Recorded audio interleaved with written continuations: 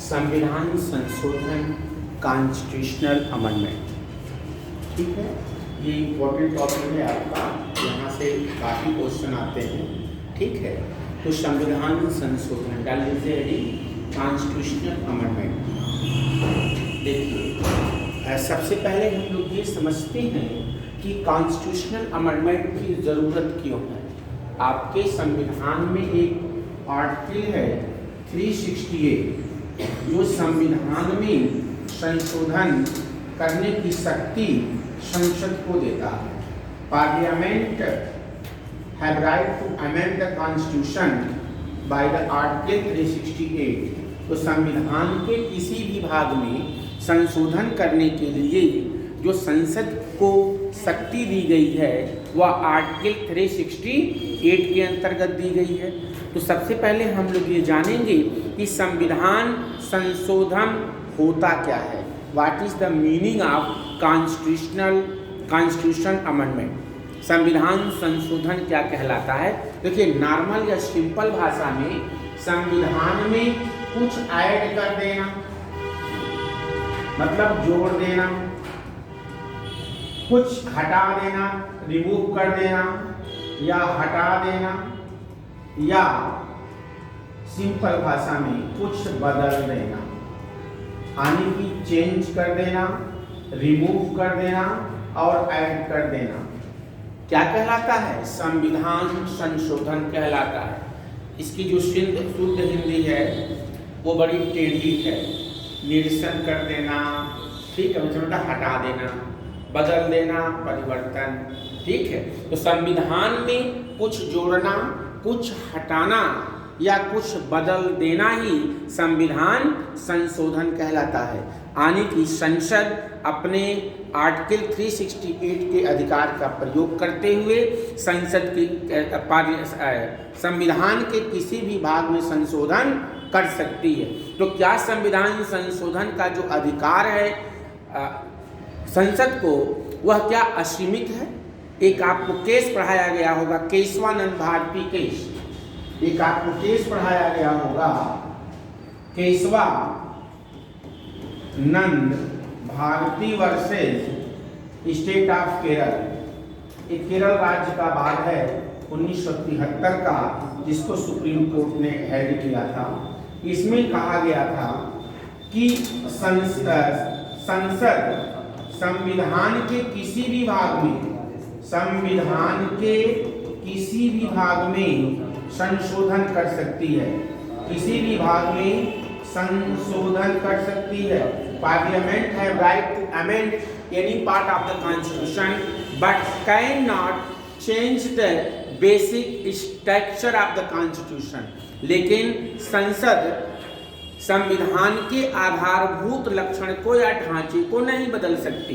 फिर पूछा गया what is the basic structure of the constitution. संविधान का आधारभूत संरचना क्या है।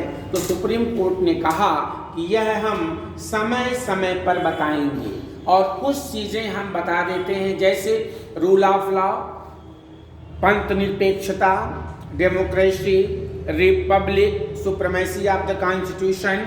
ये हमारे संविधान के बेसिक स्ट्रक्चर हैं, जिसको संसद चाह करके भी बदल नहीं सकती।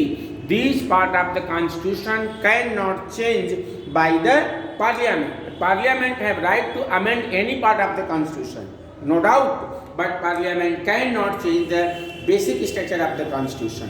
But who decide? Who decide what is the basic structure of the constitution? Supreme Court.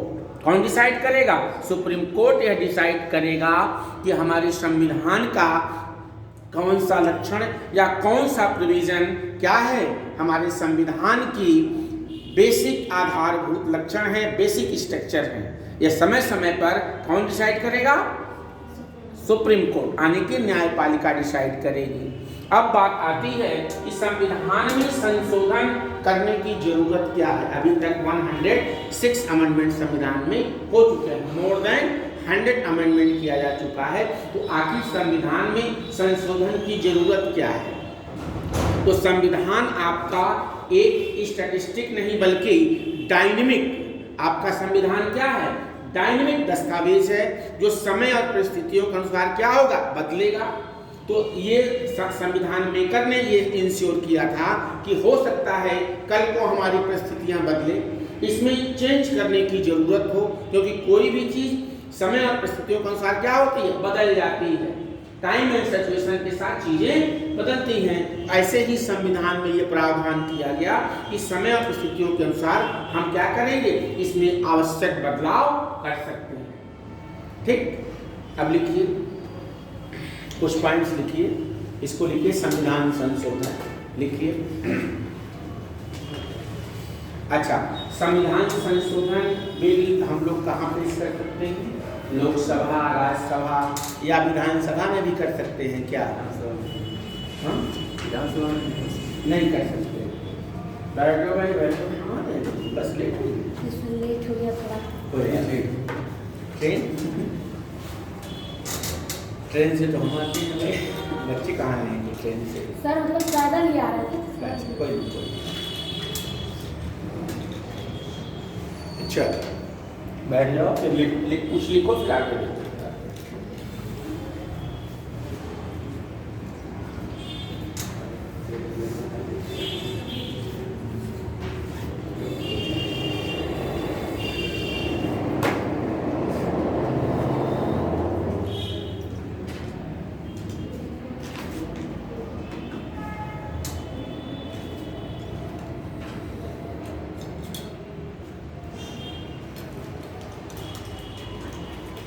लिखिए संविधान, लिखिए बेटा, हेड डाल दिया संविधान संशोधन।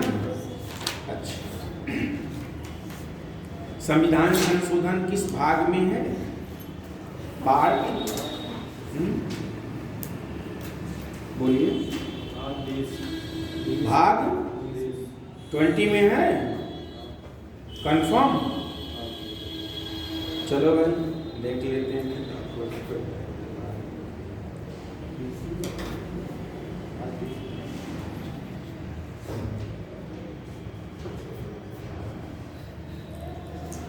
चलिए लिखिए, भाग BC में है। लिखिए, संविधान के भाग 20, संविधान के भाग 20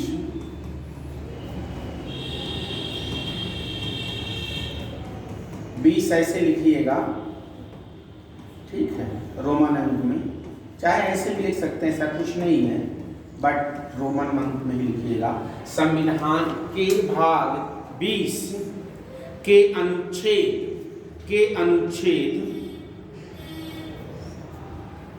368 के अनुच्छेद 368 में संसद को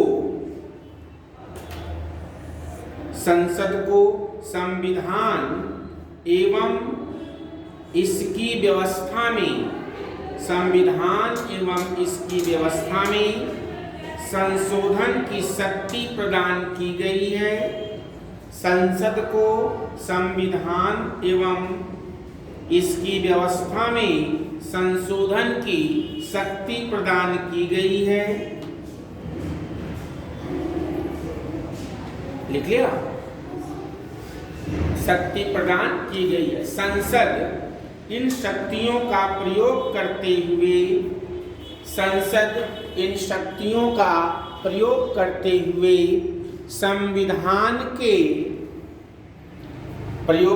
हुए संविधान में ऐसे नहीं, संविधान के लिखो कि संविधान के किसी उपबंध का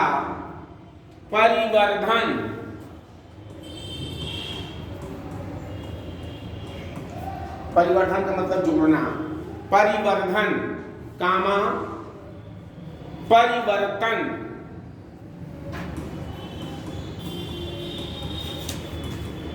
मतलब बदलना या चेंज करना,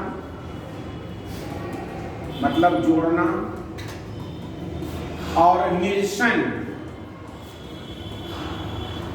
निरसन का मतलब हटा देना, रिमूव करना, हटाना या रिमूव करना। तो क्या कर सकता है, किसी भी उपबंध का परिवर्धन मतलब ब्रैकेट में जोड़ना, कामा परिवर्तन मतलब बदलना, कामा और निरसन मतलब हटाना कर सकता है, कर सकती है, कर सकती है। आगे लिखिए नेक्स्ट पॉइंट।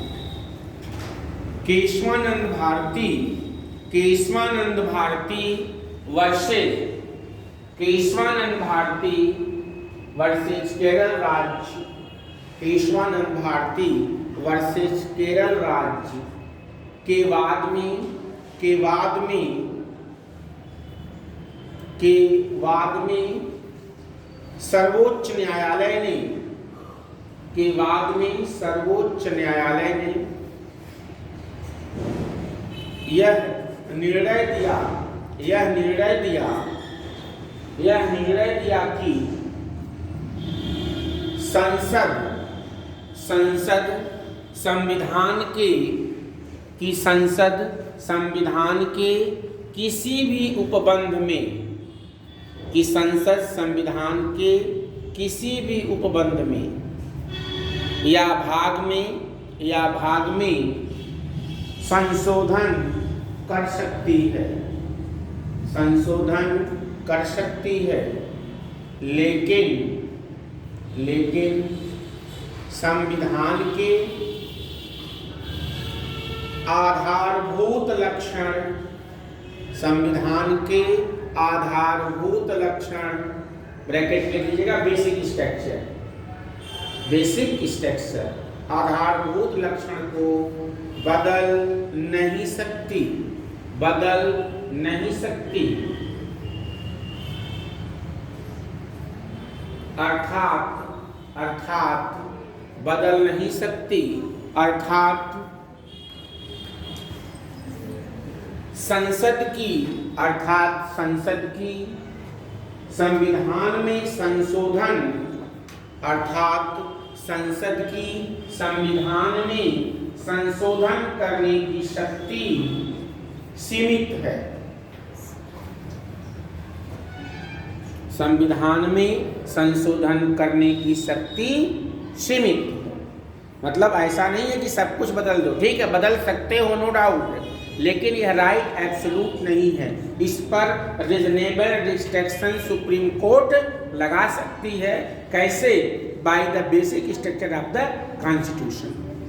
अगला पॉइंट लिखिए।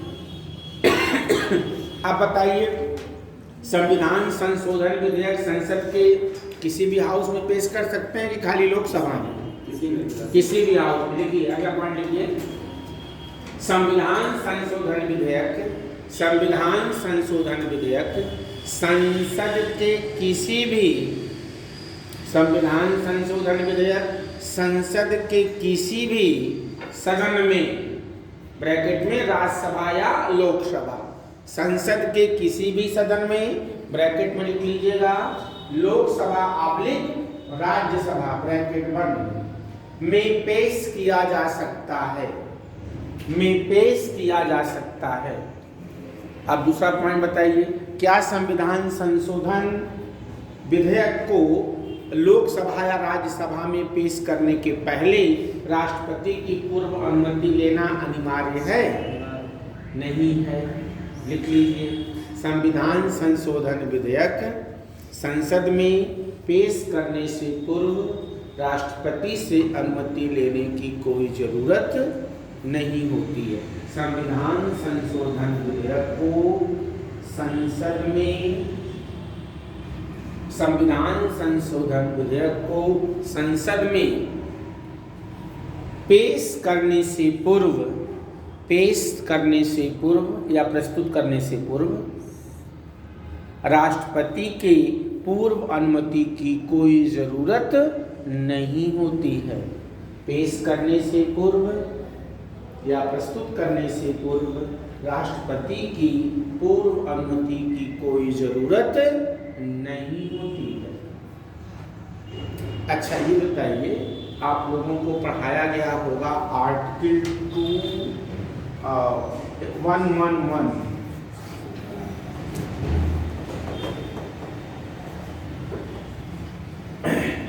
या हम कह सकते हैं कि संसद के द्वारा अगर कोई विधेयक पास कर दिया जाता है तो राष्ट्रपति उस पर क्या कर सकता है, या तो अपनी स्वीकृति दे दे, या तो पुनर्विचार के लिए वापस कर ले, या वीटो पावर का इस्तेमाल कर सकता है।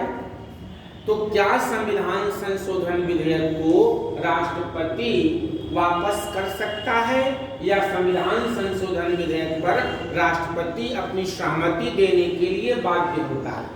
President of India can use the veto power on Constitutional Amendment Act or reject the bill or bound to give assent।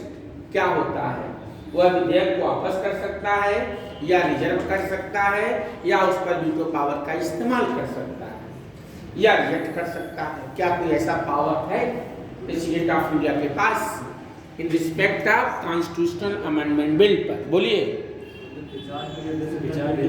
कुछ नहीं कर सकता है।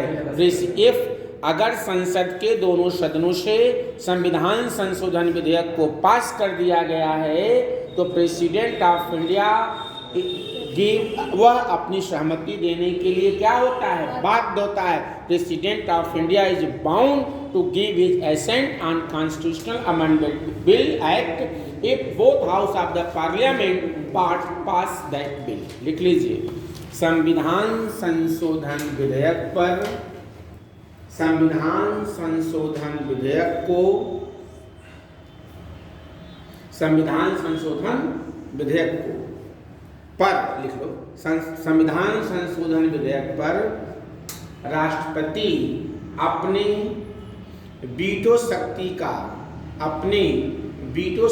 का प्रयोग नहीं कर सकता है और अपनी सहमति देने के लिए बाध्य होता है, और अपनी सहमति देने के लिए बाध्य होता है। अर्थात संविधान संशोधन विधेयक पर अपनी सहमति देने के लिए बाध्य होता है, अर्थात संविधान संशोधन विधेयक पर राष्ट्रपति अपनी स्वीकृति अवश्य देंगे। संविधान संशोधन विधेयक पर राष्ट्रपति अपनी स्वीकृति अवश्य देंगे। ठीक, प्रेसिडेंट अपनी सहमति अवश्य देगा।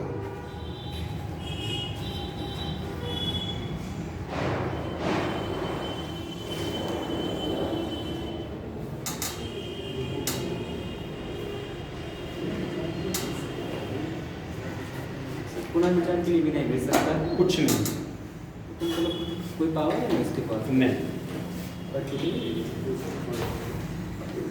अच्छा, एक होता है प्राइवेट बिल, एक होता है गवर्नमेंट बिल। सरकारी विधेयक और निजी विधेयक में क्या होता है बेटा? सरकार के मंत्री लाते हैं। हाँ, गुड। और जो कोई भी मेंबर मंत्री के अलावा कोई पेश करता है उसे हम गैर सरकारी विधेयक कहते हैं। क्या कोई गैर सरकारी मेंबर भी विधेयक को ला सकता है? Constitutional amendment bill introduced by any member of the house, जो मंत्री ना हो, ला सकता है। लिख लीजिए, अगला पॉइंट लिखिए। संविधान संशोधन विधेयक, संविधान संशोधन विधेयक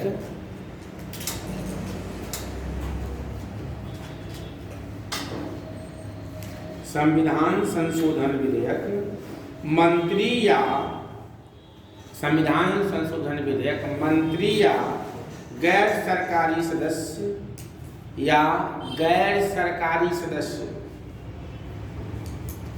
द्वारा संसद के किसी भी हाउस में पेश किया जा सकता है। संसद के किसी भी सदन में पेश किया जा सकता है।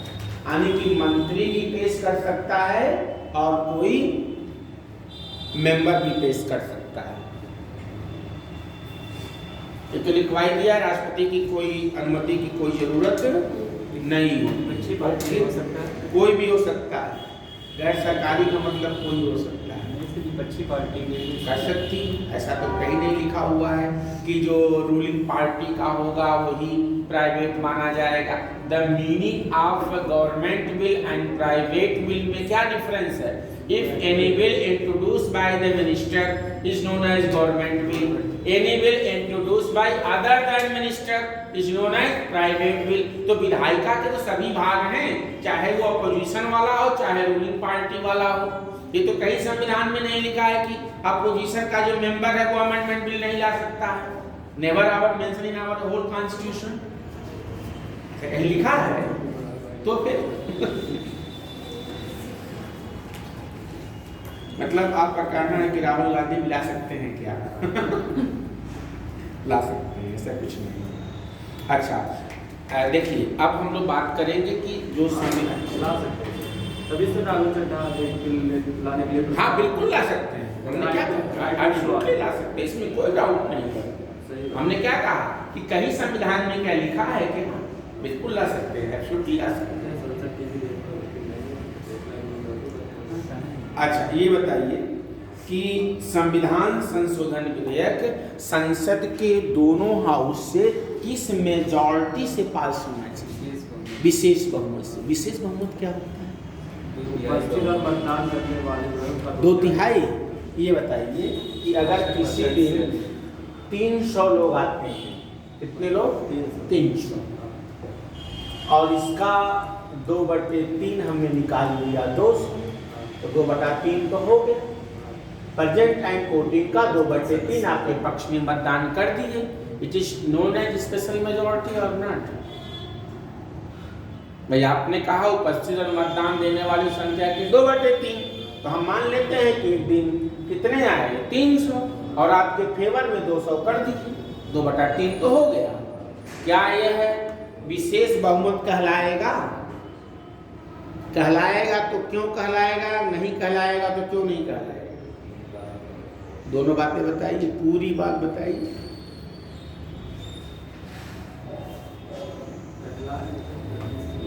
दो बटे तीन आपने कहा है ना, योर डिफिनीशन ठीक है, आपने कहा 2/3 यस, लेकिन इसमें बड़ा एक कंडीशन होती है।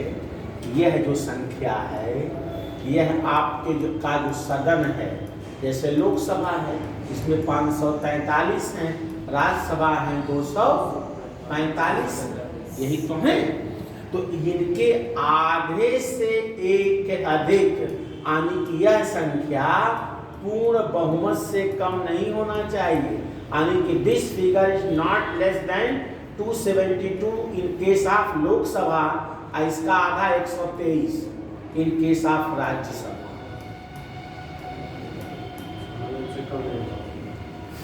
ये रूल होता है। हाँ 300 आए हैं, इसमें से 272 लोग आपके फेवर में कर दें, yes is known as absolute majority.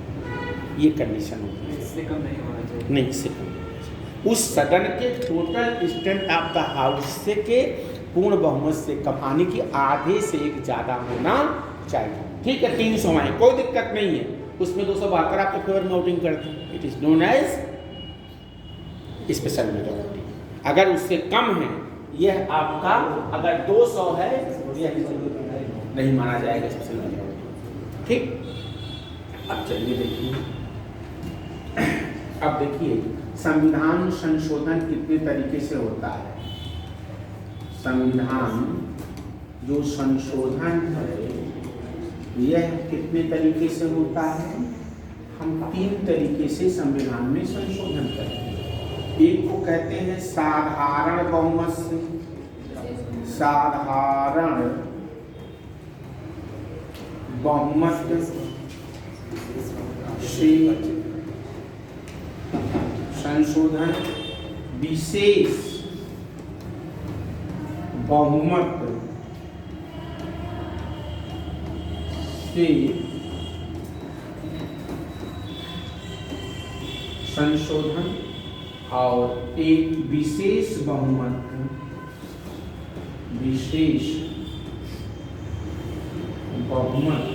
Plus आधे राज्यों की स्वीकृति से।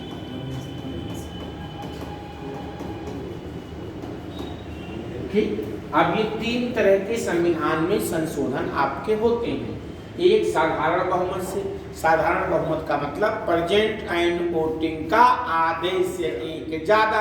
जैसे मान लीजिए किसी दिन 500 आए, डिवाइड बाय 2 + 1 यानी कि 251 is known as simple majority. Clear? किसी दिन मान लीजिए 450 लोग आए, इसमें से 2/3 कर दें तो ये 300 हो जाएगा।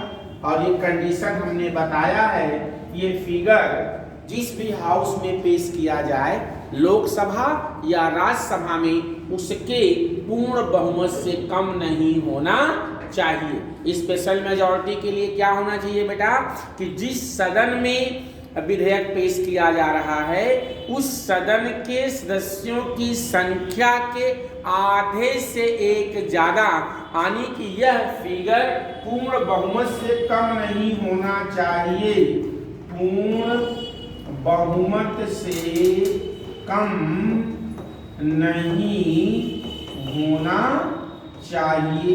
अगर लोकसभा में है तो 272 और राज्यसभा में है तो 123 से कम नहीं होना चाहिए। ठीक है बात? ये फिगर इससे कम नहीं होनी चाहिए। अगर इससे कम है तो इसे हम स्पेशल मेजॉरिटी नहीं कहेंगे। क्लियर कि नहीं? बोलो भाई, बोल खाने दो। क्या मम्मी मैंने खाना वाना नहीं दिया क्या तुम लोगों को? हैं? अभी 12 बजे खाना वाना नहीं खा के आए हो क्या तुम लोग? क्या कर रहे हो? छुट्टी पे 4 घंटे। ऐसा कौन सा है गोगो खड़ा है कर रहे हो? ये बात समझ में आया कि नहीं? अच्छा देखो बेटा, अब इसमें क्या कहेंगे? स्पेशल मेजॉरिटी, विशेष बहुमत, यानी कि ये तो रहेगा, ये तो रहेगा। ठीक, और प्लस आधे राज्य। आपके यहाँ राज्य कितने हैं? 32, 28। अच्छा, 28 का आधा कितना हो जाएगा? 14। यानी कि विशेष बहुमत से प्लस आधे राज्यों से संशोधन तब माना जाएगा कि सदन के दोनों हाउस अपने पूर्ण यानी कि विशेष बहुमत से पास कर दें, प्लस इस वाले केस में आधे से अधिक राज्य भी क्या कर दें, उस पर अपनी सहमति दे दें। अब इसको एक बार थोड़ा सा और समझ लीजिए। देखिए, एक आर्टिकल जो 368 है, इसमें सिर्फ ये 2 ही संशोधन आते हैं, A एंड B, यही 2 ही आते हैं। यह जो है यह 368 की आर्टिकल 368 की सीमा के बाहर है, सीमा के बाहर है। यह आने की यह आर्टिकल 368 के अंतर्गत नहीं आता है। अगर कोई भी संशोधन सिंपल मेजॉरिटी से किया जाएगा तो वह 368 के दायरे में नहीं आएगा। ठीक है, 368 के दायरे में सिर्फ ये 2 संशोधन होते हैं। जैसे लोकसभा में भाषा का क्या प्रयोग होगा? किसी के राज्य के नाम में परिवर्तन करना हो, नए राज्य का निर्माण करना हो तो उसको सिंपल मेजॉरिटी से कर देते हैं। ठीक, और इस सिंपल मेजॉरिटी वाला संशोधन 368 के दायरे में नहीं आता है। अब अगर फंडामेंटल राइट में संशोधन करना हो, डीपीएसपी में संशोधन करना हो तो किससे करेंगे? विशेष बहुमत से करेंगे। अब बात आती है विशेष बहुमत और आधे राज्यों की जरूरत कहाँ पड़ती है? तो जहां पर केंद्र और राज्य के दोनों के कॉमन इंटरेस्ट हो, जैसे जहां पर फेडरल स्ट्रक्चर में बदलाव करना हो, जैसे किसी विषय को राज्य सूची से निकाल करके समवर्ती सूची में डालना हो, प्रेसिडेंट के इलेक्शन की बात हो, सुप्रीम कोर्ट, हाई कोर्ट के पावर की बात हो, आर्टिकल 368 में खुद संशोधन करने की बात हो, इसमें आधे राज्यों की स्वीकृति क्या है, अनिवार्य है। जैसे फॉर एग्जाम्पल एक लाया गया था जीएसटी बिल, तो जीएसटी बिल में भी आधे राज्यों ने अपनी स्वीकृति दी थी। अब इसको डिटेल में लिखवा रहे हैं, ये कुछ पल्ले पड़ रहा है कि नहीं आप लोग? पड़ रहा है। धीमे धीमे तुम लोग मायूस करते हो, क्या बात है, खाना नहीं खाया तब कहने एनर्जी तो डाउन लग रही है, कहाँ पर इतने बैठे, ठंड लग रही है क्या तुम? तब फिर कहाँ जाते हैं तुम लोग? चलो ये देखो, ये इसको लिख लिया था, चलो आगे इसमें लिखो।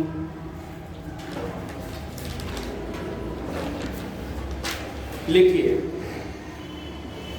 एक बात बताइए, चलिए यहाँ तक हो गया कि क्या ज्वाइंट सेटिंग समझते हैं?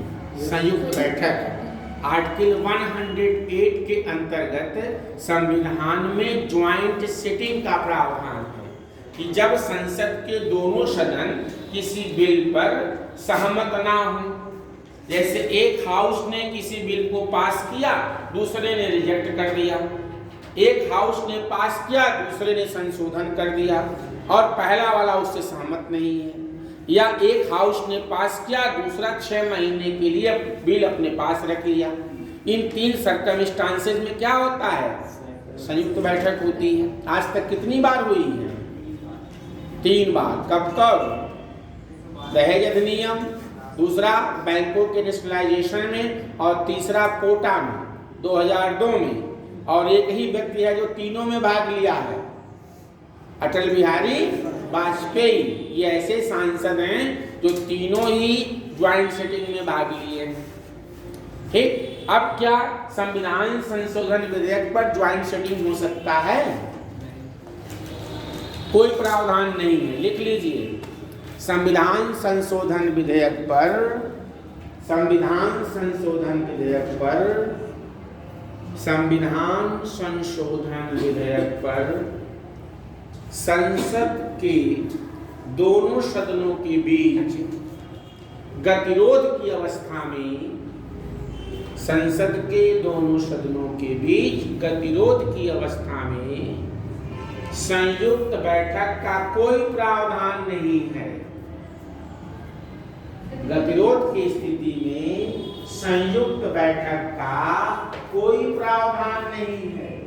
गतिरोध की स्थिति में संसद के दोनों सदनों के संयुक्त बैठक का कोई प्रावधान नहीं है।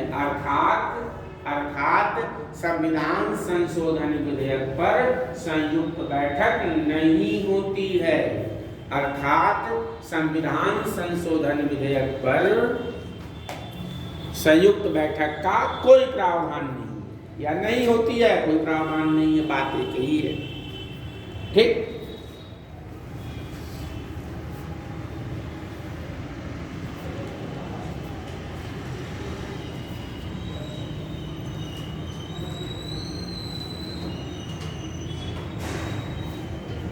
अगला पॉइंट लिखिए। यदि संविधान संशोधन संघीय व्यवस्था में, यदि संविधान संशोधन विधेयक, ऐसे लिखो, यदि संविधान संशोधन विधेयक संघीय व्यवस्था में संशोधन के लिए लाया गया है, तो इस विधेयक पर लाया गया है, तो इस विधेयक पर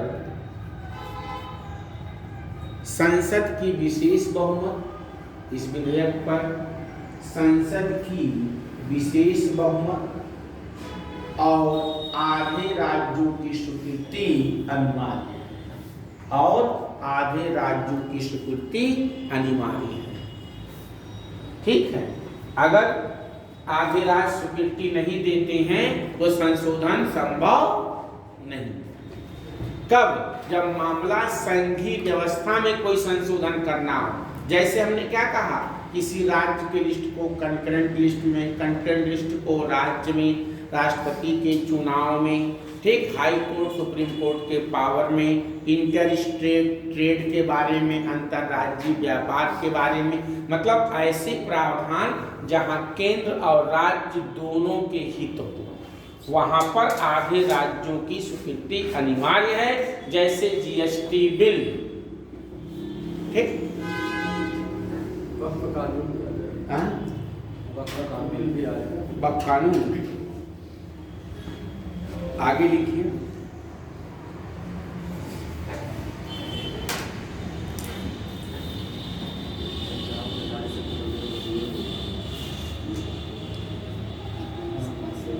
ठीक है, आगे ये भी लिख लीजिए।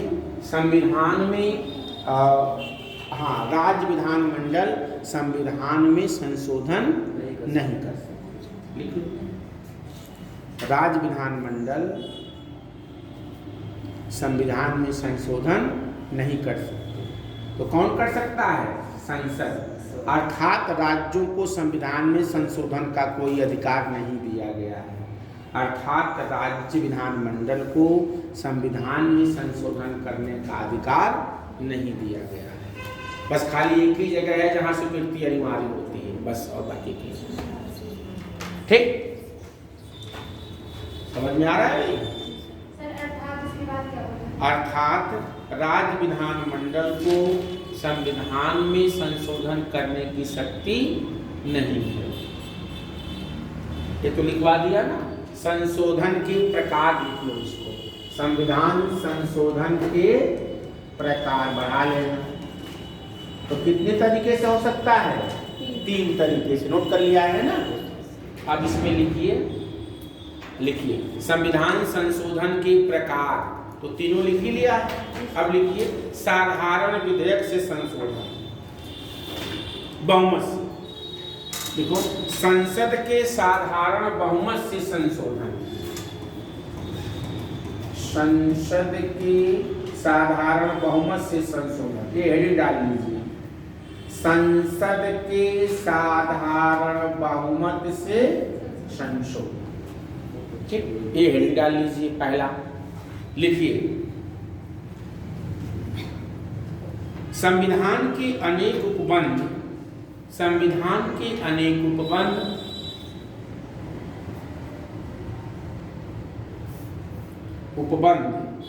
संसद के दोनों सदनों द्वारा, संविधान के अनेक उपबंध संसद के दोनों सदनों द्वारा साधारण बहुमत से संशोधित किया जा सकता है। साधारण बहुमत से संशोधित किया जा सकता है, किया जा सकता है।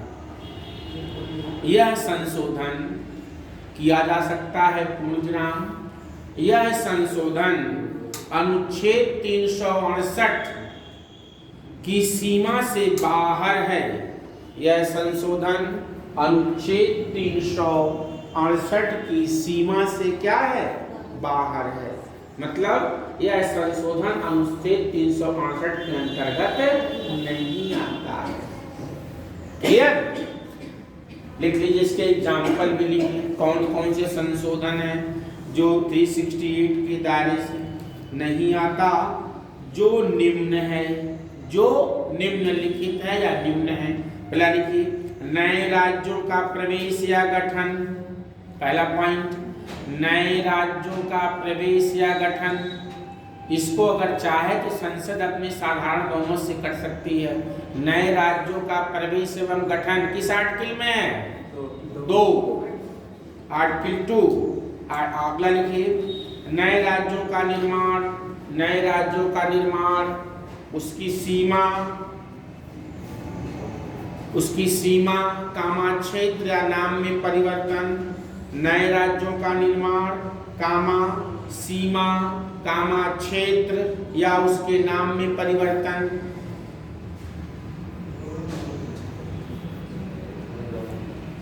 क्लियर? और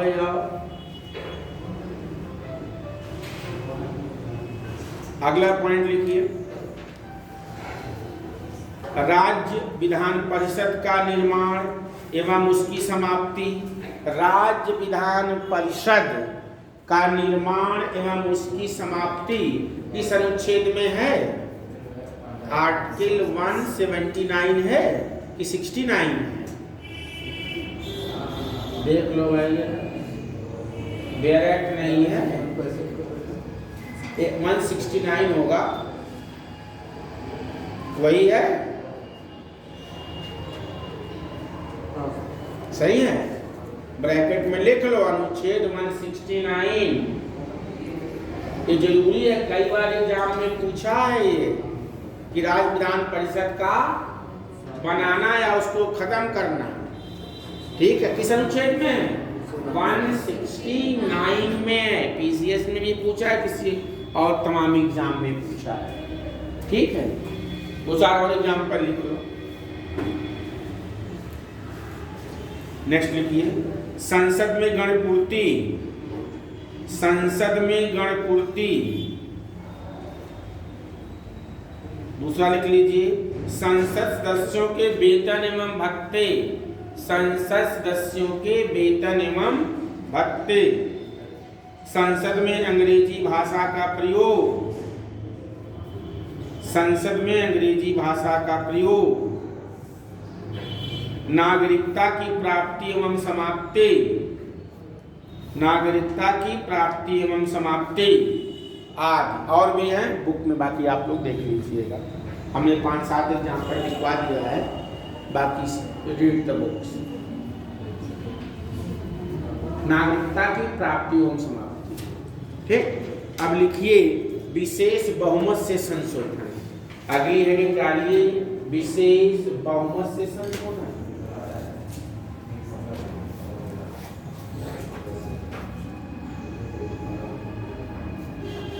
संसद के विशेष बहुमत से संशोधन डाल लीजिए। संसद के,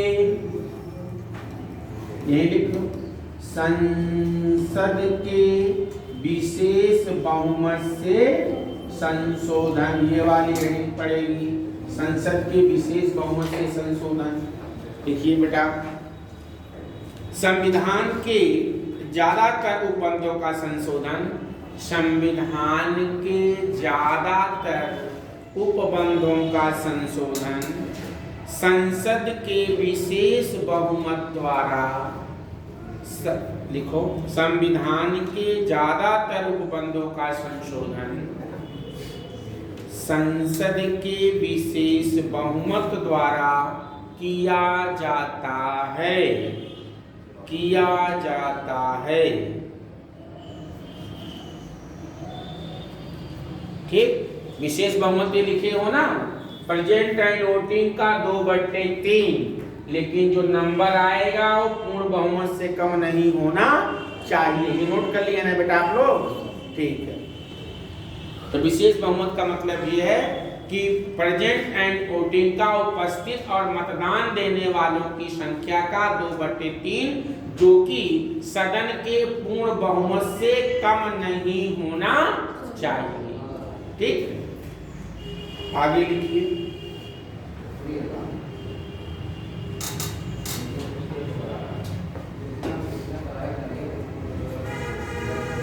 देखिए, इस तरह के संशोधन में, अगला पॉइंट लिखिए, इस तरह के संशोधन व्यवस्था में, इस तरह की संशोधन व्यवस्था में शामिल है। पॉइंट नंबर 1 शामिल है। पॉइंट नंबर 1 लिखिए, मूल अधिकार में संशोधन, अमेंडमेंट इन फंडामेंटल राइट्स। पहला पॉइंट, मूल अधिकार में संशोधन। दूसरा लिखिए, डीपीएसपी में संशोधन, राज्य के नीति निर्देशक तत्व में, राज्य के नीति निर्देशक तत्व में संशोधन, डीपीएसपी में संशोधन। और तीसरा, वे सभी उपबंध, तीसरा वे सभी उपबंध जो प्रथम और तृतीय श्रेणी में नहीं आते। प्रथम का मतलब ये और तृतीय का मतलब ये और दूसरे का मतलब ये। जो प्रथम और तृतीय, प्रथम का मतलब साधारण बहुमत तृतीय का मतलब विशेष बहुमत प्लस आधे राज्यों की स्वीकृति में नहीं आते। वो सारे प्रावधान किससे संशोधित होंगे? विशेष बहुमत से। क्लियर? जो प्रथम और तृतीय क्या लिखेंगे? नहीं आते हैं। प्रथम का मतलब एक तृतीय का साधारण बहुमत और तृतीय का मतलब विशेष बहुमत प्लस आधे राज्यों की स्वीकृति। इसको भी मेंशन कर लेना बेटा, नहीं तो भूल जाएगा कि प्रथम क्या है और तृतीय क्या है। ठीक है, अब लिखिए अगला वाला, ये संसद के विशेष बहुमत प्लस आधे राज्यों की स्वीकृति से संशोधन। संसद के विशेष बहुमत प्लस आधे राज्यों की स्वीकृति से संशोधन।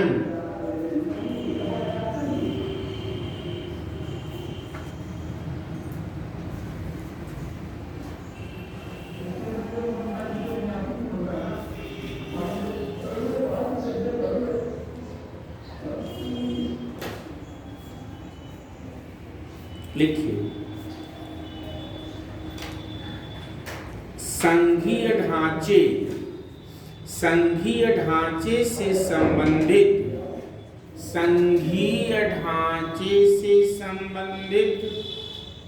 संविधान के उपबंधों को संघीय ढांचे से संबंधित संविधान के उपबंधों को संसद के विशेष बहुमत द्वारा संशोधित किया जाता है जिसके लिए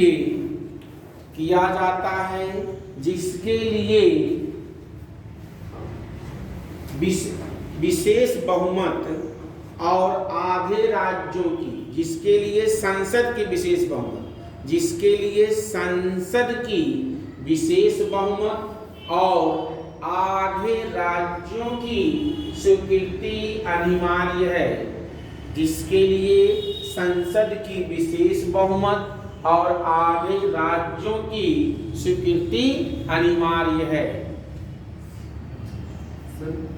हाँ, राज्यों से जो मतलब स्वीकृति लेते हैं, राज्यों में कौन देता है स्वीकृति? राज्य विधानमंडल जो राज्य बेटा स्वीकृति देता है।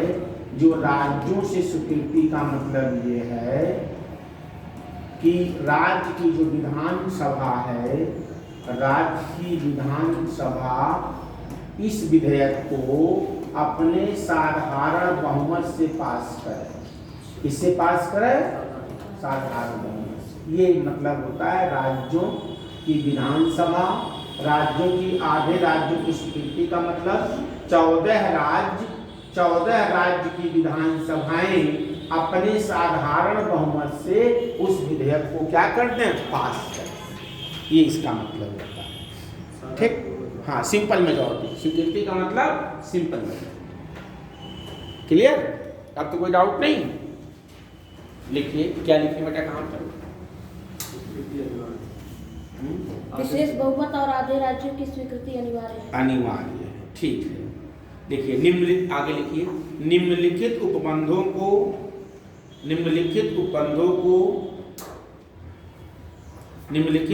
को इसके तहत संशोधित किया जाता है। निम्नलिखित उपबंधों को इसके तहत संशोधित किया जा सकता है। पॉइंट नंबर 1, निम्नलिखित उपबंधों को इसके तहत संशोधित किया जा सकता है। पॉइंट नंबर 1, राष्ट्रपति के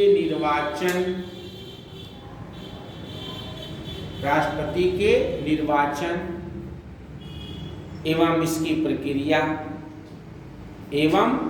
प्रक्रिया। दूसरा, हाई कोर्ट और सुप्रीम कोर्ट, उच्च न्यायालय और उच्चतम न्यायालय से संबंधित प्रावधान।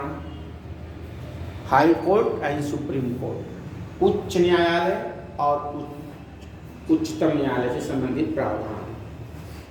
ठीक, आगे लिखिए। 7वीं अनुसूची से संबंधित कोई विषय, 7वीं अनुसूची से संबंधित कोई विषय।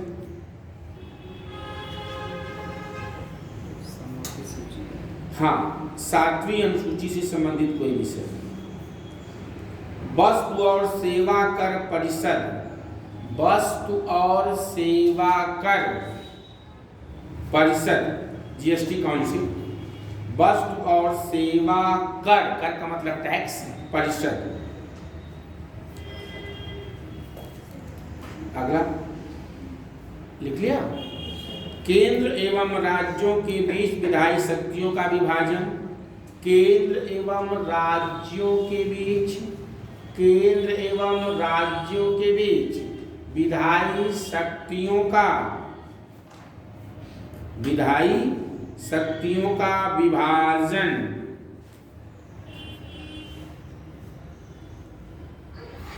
लिख लिया। अगला लिखिए। संसद में राज्यों का प्रतिनिधित्व, संसद में राज्यों का प्रतिनिधित्व, संसद में राज्यों का प्रतिनिधित्व। नेक्स्ट, अनुच्छेद 368 में संशोधन। अगर संशोधन में संशोधन करना हो, यानी कि अनुच्छेद 368 में संशोधन करना हो, अनुच्छेद 368 में संशोधन, लास्ट पॉइंट लिख लीजिए।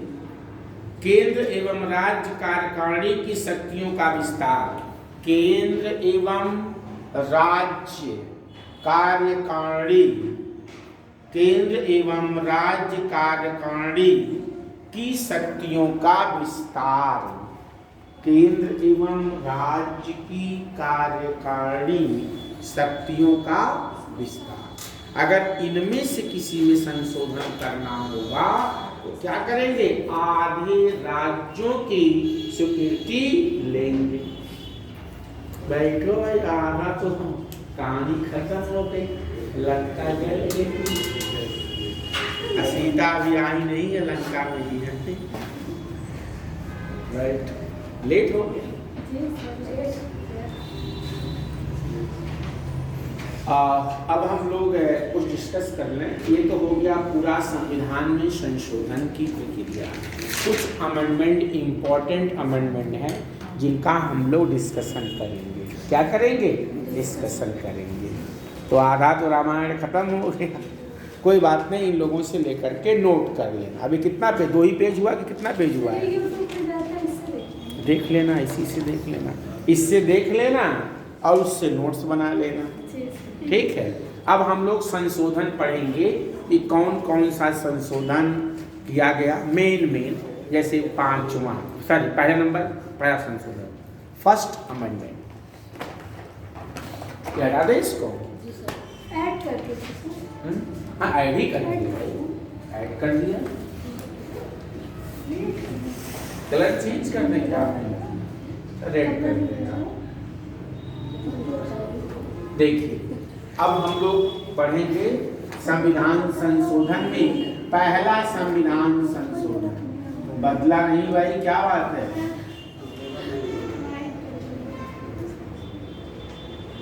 अच्छा, इस पर क्लिक करें ना, अब चेंज होगा ना? शायद नहीं, कंफर्म। शायद क्या होता है? पहला संविधान संशोधन, फर्स्ट कॉन्स्टिट्यूशनल अमेंडमेंट। ये कब किया गया था? 1951 में। किससे रिलेटेड था ये? भूमि सुधार। चलो भाई, भूमि सुधार। और इसी के द्वारा संविधान में क्या जोड़ा गया? संविधान में 9वीं अनुसूची, जो 9th शेड्यूल है, 9वीं अनुसूची जो जोड़ी गई थी, किससे जोड़ी गई थी? पहले अमेंडमेंट के द्वारा। तो पहला संविधान संशोधन 1951 से किया गया, जिसका संबंध लैंड रिफॉर्म से था, भूमि सुधार से था। और इस पहले संविधान संशोधन के द्वारा संविधान में 9वीं अनुसूची जोड़ी गई। अब ये था क्या? Land reform.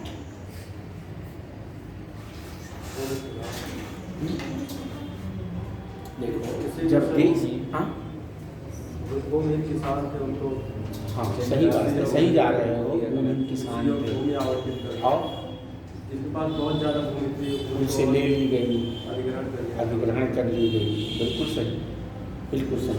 देखो इसमें ये था कि आपके यहाँ जो भू राजस्व की पहले व्यवस्था थी, भू राजस्व, वो 3 तरह के भू राजस्व।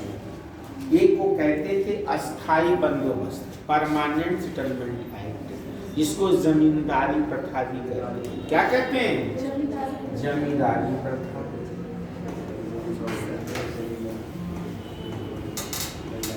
एक आपके यहाँ थी रैयतवाड़ी,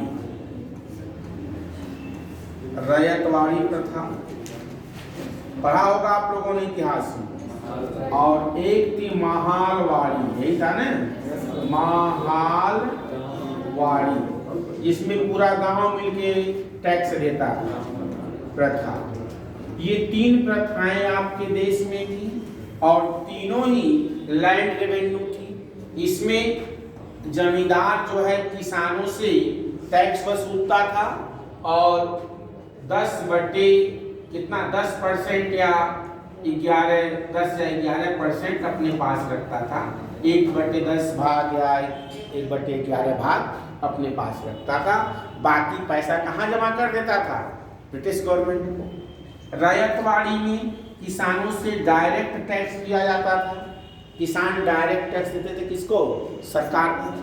महलवाड़ी व्यवस्था में क्या होता था? इसमें पूरा गांव मिल करके टैक्स जमा करता था। आपके यहाँ 3 तरह के क्या थे? लैंड व्यवस्था थी। रैयतवाड़ी व्यवस्था में जो जमीन का मालिक होता था वो किसान होता था। किसान उसको बेच सकता था, हटा सकता था। जमींदारी प्रथा में मालिक कौन होता था? जमींदार होता था। और जब भारत आज़ाद हुआ, आपको पता होगा कि पूरे भारत में कितनी देशी रियासतें थी? 565, कहीं कहीं 552 लिखा मिल जाएगा, लेकिन 12th क्लास की NCERT में 565 ही लिखा है। बहुत सारी किताबों में, लक्ष्मीकांत में और किताबों में 552 लिखा मिलता है, लेकिन जो गवर्नमेंट की NCERT की 12th क्लास की पॉलिटिकल साइंस की किताब है, उसमें कितना लिखा है? 565 लिखा हुआ है। ठीक, तो 565 ये जो देशी रियासतें थी, यहाँ के राजवाड़े थे। क्या थे? राजवाड़े थे। राजवाड़ों का जमीन पे अधिकार था। जमींदारों के पास जमीनें थी, राजवाड़ों के पास थी। तो जो इसमें किसान था, एक तरह से वो टीनेंट था, किराएदार था। कि मतलब जब तक तुम रेवेन्यू दोगे, टैक्स दोगे, इसे लगान कहते थे, लगान दोगे, तब तक जमीन पर खेती करोगे। लगान बंद, जमीन से तुम्हें क्या कर देंगे? बेदखल कर देंगे। इससे भारत में बहुत सारे किसान क्या थे? भूमिहीन थे, उनके पास जमीन ही नहीं थी। ठीक, पाकिस्तान से ही बंटवारा हुआ था। यहाँ के मुसलमान कहाँ गए? पाकिस्तान। वहाँ के हिंदू वहाँ से आए। पाकिस्तान से आने की भारत में अब एक सबसे बड़ी समस्या ये थी कि इन लोगों को, जो किसान हैं, जो भूमिहीन हैं, जिनके पास ज़मीनें ज़्यादा हैं, जो राजवाड़े हैं, इनसे ज़मीनें ली कैसे जाएं और इन लोगों को ज़मीनें दी कैसे जाएं। इसी से संबंधित एक कानून या अमेंडमेंट किया गया, पहला संविधान संशोधन, जिसके तहत जिनके पास ज़मीनें ज़्यादा थीं, एक व्यक्ति के नाम से 28 एकड़, 18 एकड़ और 54 एकड़ जमीनें सीमा बना दी गई। 18 एकड़ का मतलब जहां दोनों फसलें होती थी, बहुत अच्छी जमीन थी। 28 एकड़ वहां सीमा बनाई गई जहां पे एक फसल होती थी।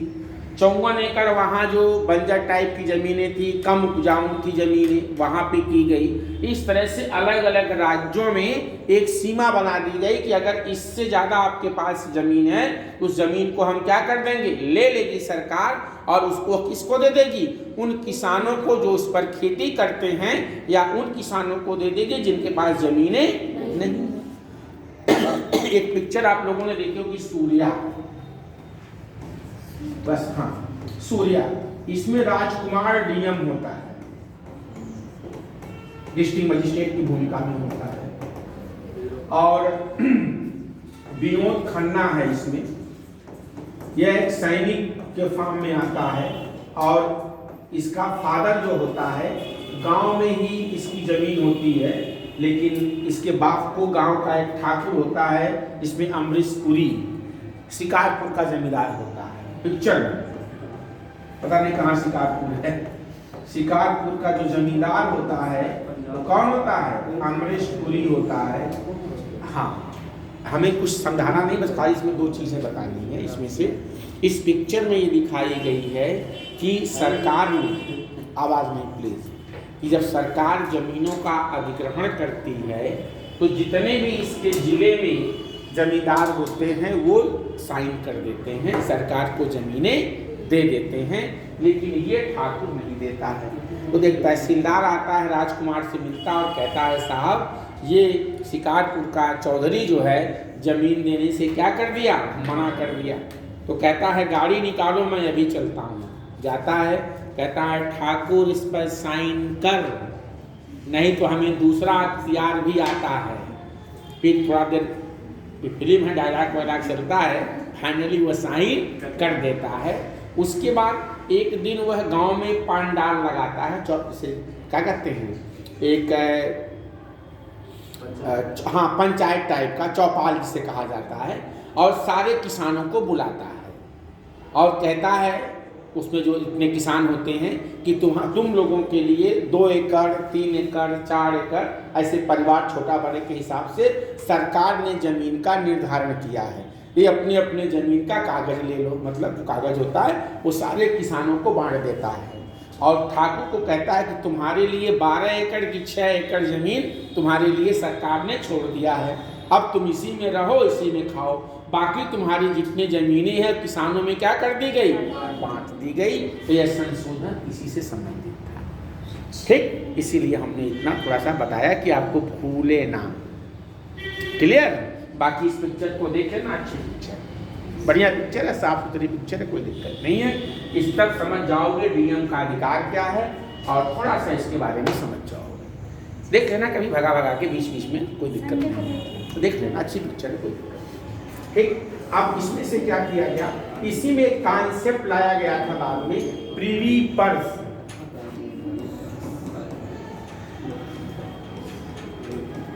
नाम जानते हो प्रीवी पर्स का? जी बताओ। ये जो राजाओं को मतलब जमीन लेके उनको सुविधाएं दी जाती है। हाँ, अब जैसे जब इनसे ज़मीनें ली गई तो जो राजवाड़े थे वो क्या करते थे, उनका अपना एक एरिया होता था, यहाँ के राजा उतने दूर के राजा करते क्या थे, किसानों से टैक्स वसूलते थे। और जब सरकार इनकी ज़मीन ले ली, अब इनकी शानो शौकत, नौकर चाकर, रानी महारानी, जितने भी दास दासियाँ इनके दरबार में, अंतरी मंत्री, अब प्रोटोकॉल इनका एक होता था, जहाँ जाते थे महाराज की जय हो, राजकुमारी की जय हो, एक उनका अपना एक आभा मंडल था। अब जब इनकी क्या कहते हैं, ऑक्सीजन सप्लाई सरकार ने काट दी, मतलब पैसे वाले सप्लाई सरकार ने क्या कर दिया, काट दिया। अब इनके पास ये हुआ कि भाई इनको कैसे बनाया जाए, कहीं ये ना रूठ जाए। सरकार ने कहा चिंता मत करो, तुमको हम तुम्हारे शान शौकत को तुम ज़मीन हमें दे दो, हम किसानों में बांट देंगे, और इसके बदले हम तुम्हें 1 लाख 2 लाख 4 लाख जैसी जिसकी छोटी बड़ी रियासत थी उस हिसाब से पर मंथ या साल के हिसाब से गवर्नमेंट ने बांट दिया, इतना पैसा हम आपको देंगे, और आप क्या करिए, हमारी समतौता को स्वीकार कर लीजिए, जमीनें किसानों को दे दीजिए। इसके तहत क्या की गई, उनसे ज़मीनें लेकर के, और सरकार एक सर्टेन अमाउंट फिक्स कर दिया, इतना आपकी आन बान शान जो भी है उसको मेंटेन करने के लिए हम पैसा देंगे। लेकिन इंदिरा जी आई 1971 में 26वां अमेंडमेंट की और इसको भी क्या कर दी, खत्म कर दी कि हम कोई भी जिसको जैसे मेंटेन करना हो करे, और सरकार कोई भी खर्चा नहीं अब उठाए। समझ में आया? बहुत ज़्यादा भार पड़ता था। बिल्कुल भार पड़ता था भाई, इनको जो है पूरी इनकी खर्चा सरकार को देना पड़ता था। राजवाड़ों का करोड़ों रुपए चले जाते थे इन्हीं को संभालने में। भाई तुम अपने हाथी पालो चाहे कुत्ता पालो, अपने हैसियत पे पाल लो जो पालना है तुम्हें। अब हाथी तुम पालो और टैक्स हम लोग पे करें। हम लोग का मतलब जनता, सरकार कहाँ से देगी? जनता से टैक्स पैसा तो देगी। आने की राजा साहब महल में ऐश करें और टैक्स कौन भरे? जनता। इंदिरा ने कहा अब ये नहीं चलेगा, बंद करो, अपने अपने हिसाब से जो जैसे जो करना हो करें। इस गवर्नमेंट ने बंद कर दिया इसको। फिर अगला संशोधन, मेन संशोधन हम करा समझा दे रहे हैं। अच्छा ये बता दीजिए हमको, आपके कोर्स में पॉलिटी में बाकी क्या क्या है? बहुत कुछ है तो बताओगे तब तो हम पढ़ाएंगे। जो रेगुलर आता हो, जिसको कोर्स पता हो, ये टॉपिक्स वो हमें आप प्लीज बता दें। उस अभी ब्रेक करके फिर जब दोबारा स्टार्ट कर देंगे सब टॉपिक पढ़ा सकते। बोलो। 5 मिनट अभी हमने कब कहा कि हम कहाँ जा रहे हैं? बता दो भाई क्या क्या बाकी है। कुछ पता नहीं है क्या बाकी है? सर बहुत दिन बाद क्लास चल रही है। अच्छा इसलिए भूल गया। बताओ तो, बुक ले लो उनसे। बताओ। सर ये एनडीएम में नहीं पढ़ाया गया। एनडीएम में राष्ट्रीय आपदा प्रबंधन प्राधिकरण, वो आपको कोर्स में, हमारे कोर्स में नहीं है। एक नंबर के साथ एक नंबर आता तो है बट हमारे वो सिलेबस में नहीं है। डिजास्टर मैनेजमेंट जो वो पढ़ाएगा, जागृति पढ़ाएगा या इन्वायरमेंट पढ़ाएगा, उनके सिलेबस में है, बट मेरे सिलेबस में नहीं है ये। और एक पीपुल रिप्रेजेंटेशन एक्ट बताया है, वो अभी हम करा देंगे इसके लास्ट वाले में। और क्या बचा है बताओ? नॉन कॉन्स्टिट्यूशनल बॉडीज हुई हैं, ह्यूमन राइट्स हुआ है। और क्या क्या हुआ नॉन कॉन्स्टिट्यूशनल बॉडीज में? सीबीआई, सीबीसी हो गया है। बताओ फिर क्या बाकी है? हो गया है तो बाकी क्या है? देख लो एक लाइन से।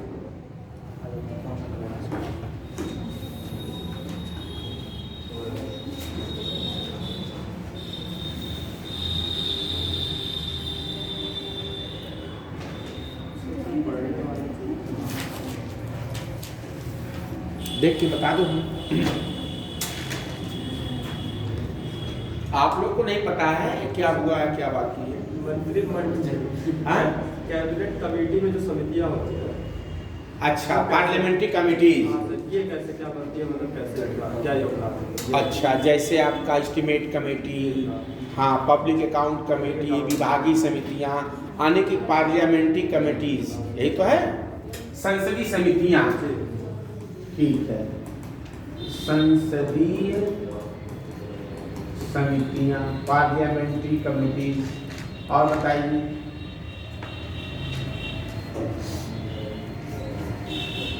चलिए ये करा, और सब हो गया है, देख लीजिए, फिर ना कहिएगा कि कुछ छूट गया। पार्लियामेंट्री फोरम होता है जिसके बारे में फोरम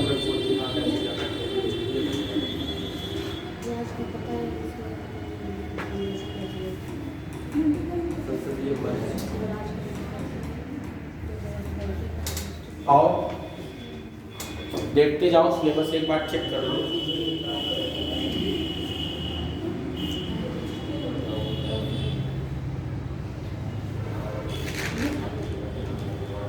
तीनों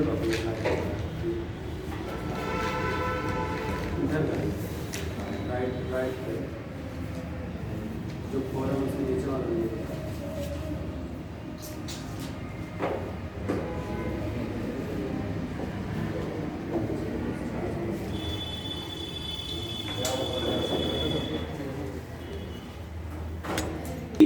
एक भाषा और एक राज्य की मांग को खारिज कर दिया। हाँ, इन्होंने ये जरूर कहा कि भाषा को वरीयता दी जाएगी, राज्यों के पुनर्गठन में भाषा को क्या दिया जाएगा, वरीयता या पहली प्रायोरिटी दे दी जाएगी।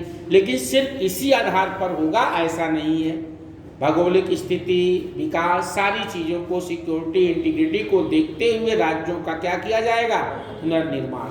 इसी को लागू करने के लिए, इन्हीं आयोगों की रिपोर्ट को लागू करने के लिए 9वां संविधान संशोधन किया गया था। अब लिखिए, 7वां, अब लिखिए 9वां संविधान संशोधन। अगला, हाँ 7वां तो हो गया ना, अब 9वां लिखो।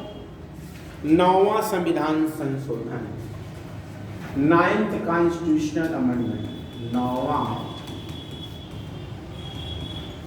संविधान संशोधन।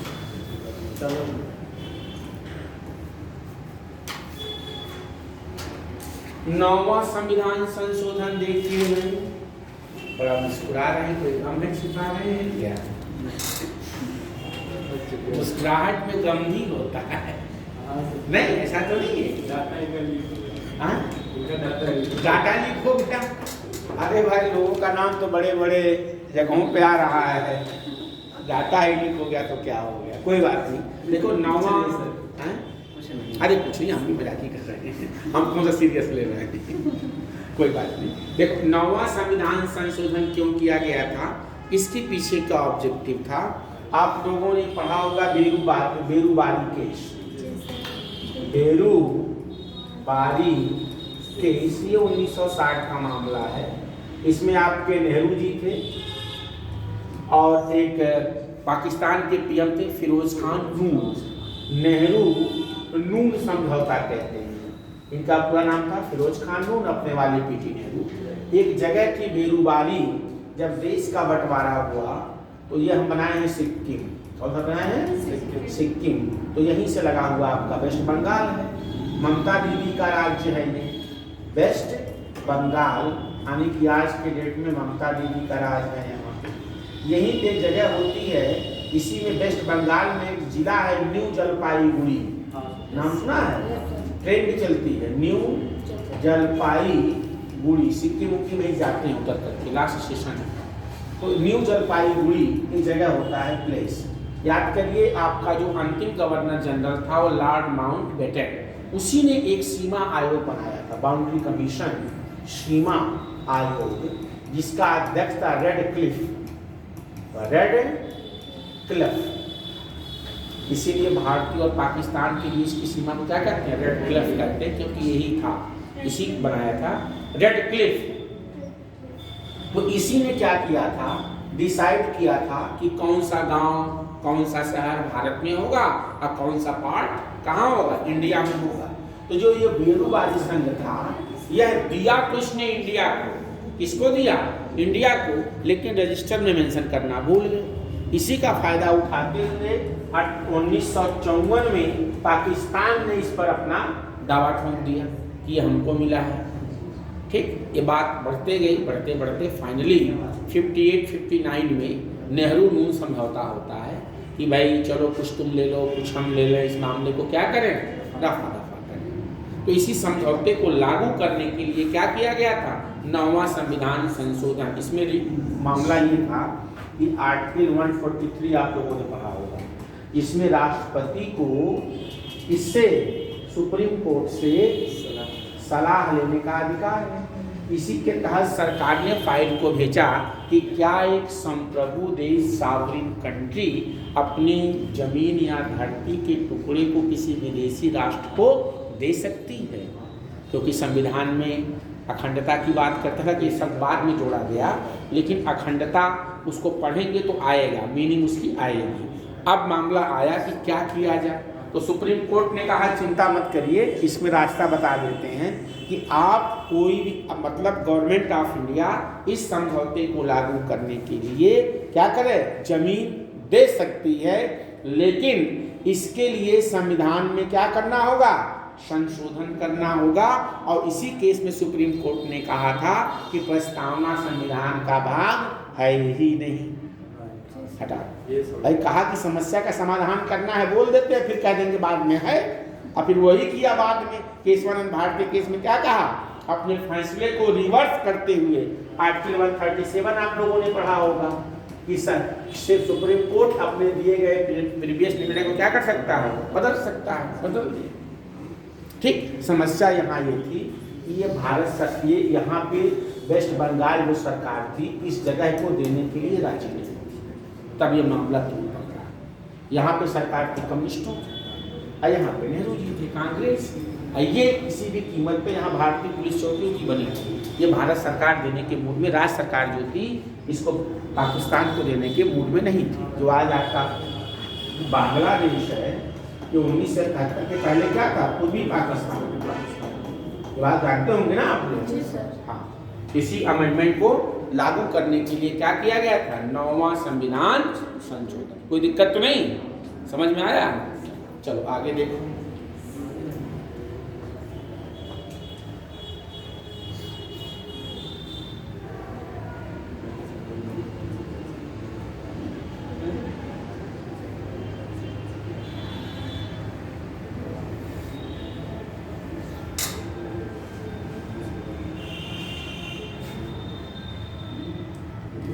अब लिखिए 26वां संविधान संशोधन। इसमें अच्छा लिखवा भी दें, कहो तो हम पूरा सारा संशोधन पीडीएफ बना के भेज देंगे। कहो तो पूरा जितना संशोधन है 1 से लेकर के 106 तक पीडीएफ बना करके ग्रुप में डलवा दें। नहीं, आज ही भिजवा देंगे, कुछ करना नहीं, खाली बटन दबाना है। पका पकाया रखा है, खाली बटन दबा देना है, कुछ करना कुछ नहीं है। सर ब्रीफ में मतलब सर नोट्स है। हाँ ब्रीफ में है ऐसे सर कि मतलब हाँ सुप्रीम कोर्ट ने क्या कहा है। हाँ इसी तरह से है, ब्रीफ में है, बहुत डिटेल नहीं है, ब्रीफ में ही है। ठीक है, तो हम समझा दे रहे हैं, या कहो लिखवा दे, थोड़ा बहुत समझा दे, फटाफट खत्म हो जाए, टाइम कम है तो निपटा दे फटाफट। हम निपटाने में बहुत तेज रहते हैं, स्पीड हमारी बहुत तेज रहती है पढ़ाने की, धीमा नहीं, फास्ट ट्रैक पर गाड़ी चलती है। छोटे मोटे स्टेशन कभी उड़ जाते हैं बीच में, इसलिए बताते रहो कि सर ही बता दीजिए। जब गाड़ी अपनी स्पीड बना लेती है तो हार्ड स्टेशन पे नहीं रुकती है, ये ध्यान देना। इसलिए आप लोग बीच में जहाँ कुछ समझ में ना आए आप लोग क्या करें, अवगत करा दें। हाँ यस पहुंचे हुए फकीर हो भाई। लिखो देखो 26वां, अच्छा इसमें 9वां में पढ़ लिखो, एक लाइन लिख दो भाई। एक लाइन का है, लिख लो, ज्यादा बड़ा नहीं लिखो। पश्चिम बंगाल में स्थित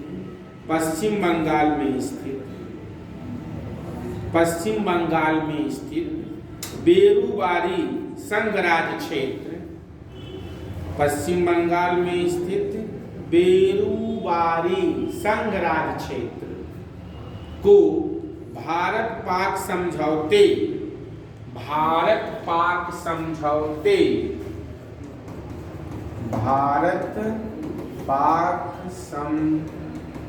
ब्रैकेट में 1958 में हुआ था भाई। ये भारत पाक समझौता, नेहरू और नून समझौता, ब्रैकेट में चाहो तो इसको लिख सकते हो नेहरू नून समझौता, ये भी लिख सकते हो समझने के लिए, नेहरू नून समझौता के तहत संघराज्य क्षेत्र को क्या लिखे, बेरुबारी संघराज्य क्षेत्र को पाक भारत पाक समझौता के तहत पाकिस्तान को सौंप दिया गया, के तहत पाकिस्तान को सौंप दिया गया। वेरूवारी संघ कहाँ चला गया? मोस्टली पार्ट चला गया, कुछ थोड़ा निकाला गया। क्लियर? अब लिखेंगे कौन सा संशोधन? 26वां क्या था? प्रीवी पर्स वाला। कौन सा था? प्रीवी पर्स। तो समझ लीजिए 26वें संविधान संशोधन के द्वारा जो देसी नरेशों को या देसी राजवाड़ों को पैसे दिए जाते थे, जिसे प्रीवी पर्स के नाम से जाना जाता था, उसको क्या कर दिया गया? समाप्त कर दिया गया। तो लिख लो अपने भाषा में, देखो 26वां संविधान संशोधन 1971 लिख डालो। क्या लिखोगे? इस संशोधन के द्वारा देसी राजवाड़े, क्या लिखेंगे? देसी राजवाड़े या देसी रियासत? देसी राजवाड़े या देसी रियासतों को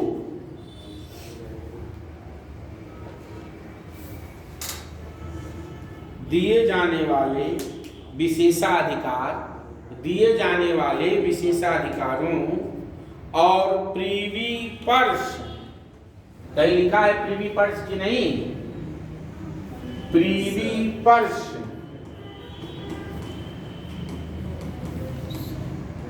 की सुविधा को समाप्त कर दी गई,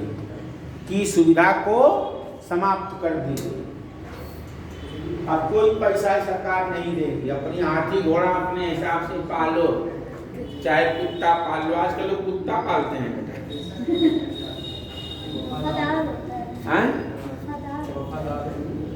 इंसान नहीं होता है, कुत्ता ही होता है। इंसान। अब लिखिए 35वां और 36वां पढ़ा दें, ठीक है भाई? बीच में जरूरी नहीं है बेटा, जो है वो इम्पोर्टेंट वही है, बीच में जरूरी नहीं है सारे अमेंडमेंट पढ़ना, ठीक? इसमें हम लोग नाम लेंगे सिक्किम का। किसका नाम लेंगे? सिक्किम। इसमें 2 अमेंडमेंट किए गए, एक 35वां और एक 36वां। इसके द्वारा सिक्किम को एसोसिएट स्टेट,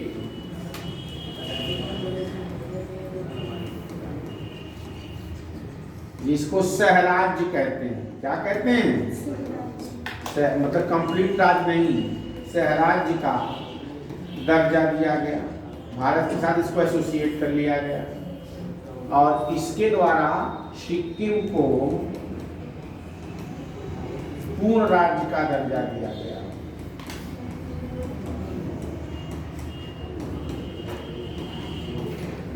इसके लिए संविधान में आर्टिकल भी एक जोड़ा गया था, 2A करके जोड़ा गया था, बाद में से हटा दिया गया। ठीक है, समझ लो इसको। 35वां और 36वां, जैसे जो सिक्किम था, यहाँ पे राजा हुआ करता था, नरेश या राजा। तो यहाँ की जनता भारत के साथ मिलना भी चाहिए। और दूसरी जो चीन था, ये बदमाश देश है, जानते ही हैं आप लोग। इसकी नज़र किस पर थी? सिक्किम माओ के सिद्धांत पे काम करता है। माओवादी कहते हैं वो हथेली, जो हथेली है वो तिब्बत है। हथेली जो है क्या है? हाथ, वो तिब्बत है।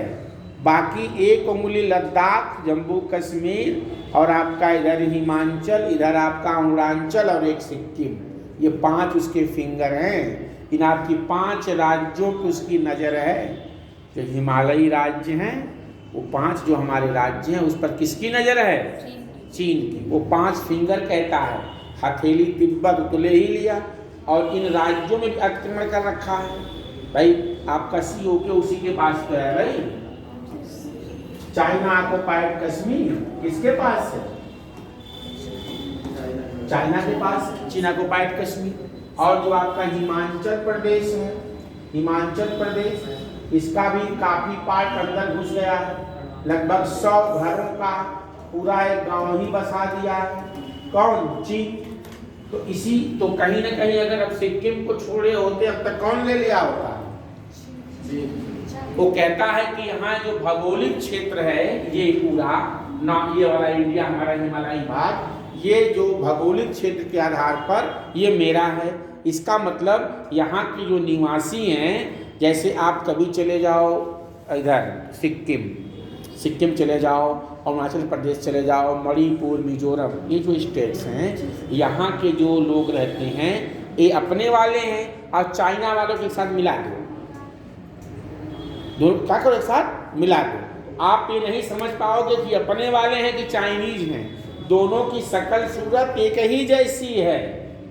चुंग चांग पुंग पांग वांग चुंग वांग चिंग ऑन सॉन्ग सोंग सॉन्ग, मतलब इनके नाम होते हैं ना, एक ही जैसे दिखेंगे। अपना वाला इनका पहचान नहीं पाओगे। ये कहते हैं कि भैया इसी आधार पर ये मेरा है, कहना किसका है? चीन का। ठीक है, कभी देखे नहीं हो क्या चिंकी पिंकी उधर नॉर्थ ईस्ट वाले मोमोज वाले? हाँ, वही मोमोज वाले हैं। अगला देखिए, नेक्स्ट अमेंडमेंट,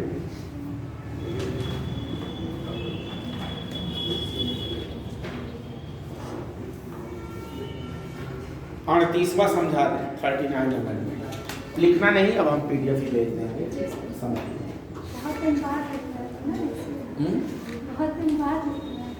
कहानी आप बीच में लिख नहीं रहे थे क्या?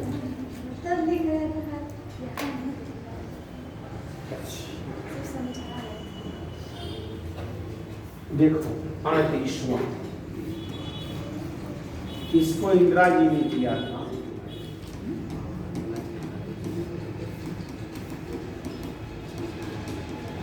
अगला टॉपिक हम लोग इसमें जो पढ़ेंगे पोल्ट्री में, वो पीपुल रिप्रेजेंटेशन एक्ट पढ़ाएंगे।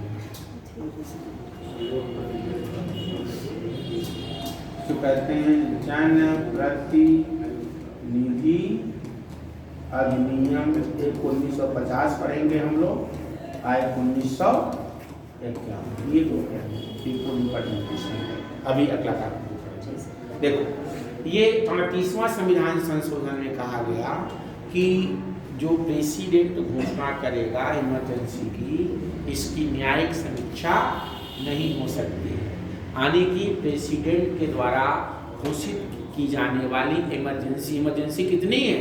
3। कौन कौन सी? वित्तीय आपातकाल, एक स्टेट इमरजेंसी जिसको हम लोग राष्ट्रपति शासन कहते हैं, और एक जो है राष्ट्रीय आपातकाल, उसमें वित्तीय आधार पर लगता है बाह्य आक्रमण, युद्ध और सशस्त्र विद्रोह, आर्म रिवॉल्यूशन के आधार पर। यानी कि राष्ट्रपति के द्वारा की गई आपातकाल की घोषणा को न्यायपालिका की न्यायिक समीक्षा से क्या रखा गया? बाहर रखा गया। ठीक है, ये प्रावधान जोड़ा गया। अच्छा, आज के डेट में बताओ, क्या राष्ट्रपति के द्वारा इमरजेंसी जो लागू की जाती है, क्या उसको चैलेंज कोर्ट में किया जा सकता है? बात योग्य है कि नहीं? राष्ट्रपति शासन है, सब तीनों, सबकी हम बात कर रहे हैं, उसकी प्रक्रिया तीनों की हम बात कर रहे हैं। प्रक्रिया सही नहीं तब कर सकते हैं कोर्ट में। प्रक्रिया सही नहीं, सर बम्बई बात योग्य है, समीक्षा की जा सकती है, बिल्कुल की जा सकती है। राष्ट्रपति के किसी भी घोषणा की न्यायिक समीक्षा आज के डेट में की जा सकती है। अगला देखिए, इसमें एक प्रावधान जोड़ा गया कि राष्ट्रपति, राज्यपाल व केंद्र शासित प्रदेश के प्रशासक जो अध्यादेश जारी करेगा, ऑर्डिनेंस जारी करेगा, आर्टिकल 123 की जगह पे प्रेसिडेंट ऑफ इंडिया, और आर्टिकल इसको बदल दो 213 के द्वारा राज्यपाल या यूटी यूनियन टेरिटरी के प्रशासक अगर कोई ऑर्डिनेंस अध्यादेश जारी करते हैं, इसकी न्यायिक समीक्षा नहीं की जाएगी। प्रेसिडेंट के द्वारा की गई आपातकाल की घोषणा का या अध्यादेश का, चाहे गवर्नर करे, चाहे राष्ट्रपति करे, या यूपी के प्रशासक, इन किसी की भी न्यायिक समीक्षा नहीं होगी। ये प्रावधान इस अमेंडमेंट के द्वारा, 38वें अमेंडमेंट के द्वारा संविधान में क्या किया गया? जोड़ा। अगला देखिए, कितनी बात समझ में आ गई भाई?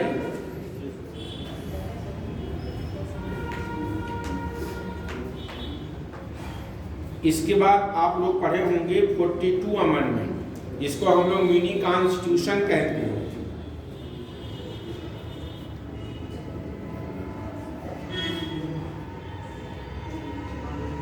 देखो इसके बाद 39वां देख लो, 39 भी इंपॉर्टेंट है।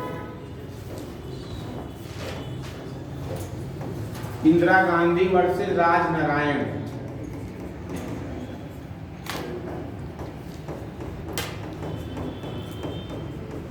एक नेता हुआ करते थे राजनारायण, ये इंदिरा के खिलाफ ही खाली चुनाव लड़ते थे। इनका एक सपना था कि इंदिरा को हम हरा देंगे। एक बार कामयाब भी हो गए। कामयाब यूँ हुए, इंदिरा के चुनाव को इलाहाबाद हाई कोर्ट ने रद्द कर दिया था, इस आधार पर कि इंदिरा जी ने सरकारी मशीनरी का प्रयोग किया है और इनको क्या कर दिया था, विजेता घोषित कर दिया था। एक बार ये चुनाव जीत गए थे।